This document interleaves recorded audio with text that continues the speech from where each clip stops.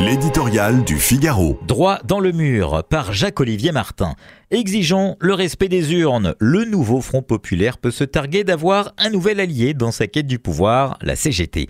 Sophie Binet, la patronne de la centrale révolutionnaire, appelle à des manifestations pour exiger la mise en place d'un gouvernement NFP et FISA même. Jean-Luc Mélenchon et ses amis ont annoncé une grande fête à la dépense publique. À quelques jours des balles du 14 juillet, le peuple de gauche est impatient de pouvoir s'enivrer sous le flot des dizaines de milliards d'euros promis. Gare à ne pas déchanter, ou plutôt à se retrouver fort dépourvu dans quelques mois. Les mesures de ce programme sont insoutenables pour les comptes publics, notamment les promesses en faveur du pouvoir d'achat et leur financement peu documenté, c'est un euphémisme.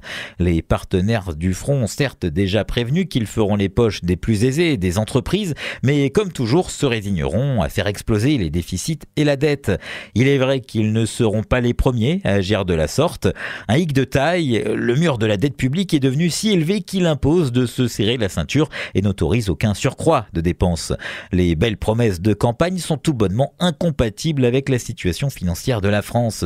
Ranger les lampions et les guirlandes, Bruno Le Maire promet un naufrage économique et financier pour la France si le futur gouvernement ne fait pas d'économie ni ne réduit la dette, intérêt et principal, foi d'animal.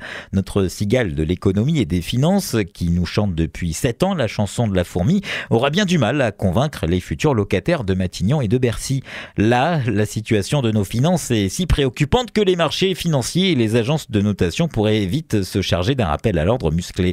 Une flambée des taux d'intérêt serait dévastatrice pour un pays qui emprunte chaque année près de 300 milliards d'euros. Liz Truss en sait quelque chose. En quelques semaines, la première ministre britannique a été chassée de Downing Street pour bien moins que les folles promesses des amis de Sophie Binet.